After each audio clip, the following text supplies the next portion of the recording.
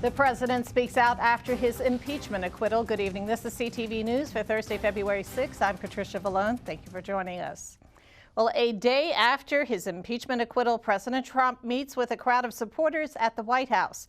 Reacting to the Senate vote, the president called his Democratic opponents vicious and mean.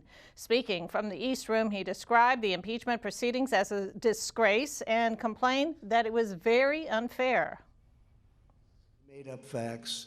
A corrupt politician named Adam Schiff made up my statement to the Ukrainian president. He brought it out of thin air, just made it up. They say he's a screenwriter, a failed screenwriter. He tried to go into, unfortunately, he went into politics after that. Remember, he said the statement, which is a mob statement, "Don't call me, I'll call you." I didn't say that. He's impeached forever, no matter what he says or whatever headlines he wants to carry around. You're impeached forever. You're never getting rid of that scar.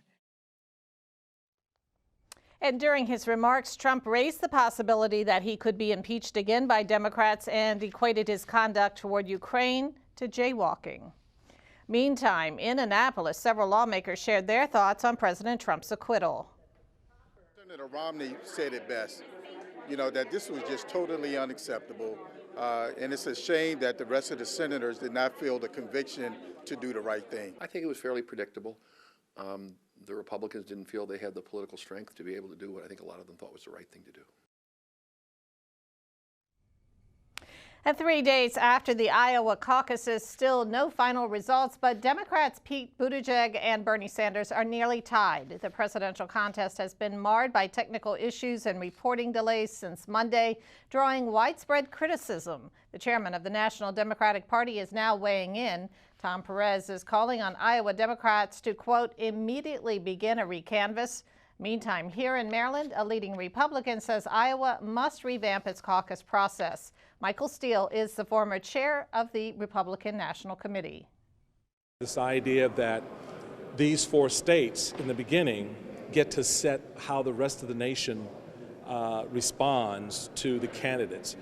There's good candidates who are gone before they even have a chance to come to Maryland, for example, because Iowa's decided they're not viable. And Michael Steele is also a former Maryland lieutenant governor. Well, the fight against flavored tobacco comes to the state capitol. Delegates, students, and health officials gathered in Annapolis for a hearing on House Bill 3, which would end the sale of all flavored tobacco products in the state. This includes e-cigarettes, cigars, and smokeless tobacco. Many advocates say these products, especially menthol and gummy types, are aimed at kids and minorities. We're here today to say we've had enough. Big tobacco has left a bad taste in our mouth. We don't want them to continue their predatory business practices, using flavors and cool marketing and imagery to draw children and young people into the use of tobacco products that are not only cause habits to be formed, but are in fact addictive. The measure has also been cross-filed with a Senate bill, which is set to have a hearing next week.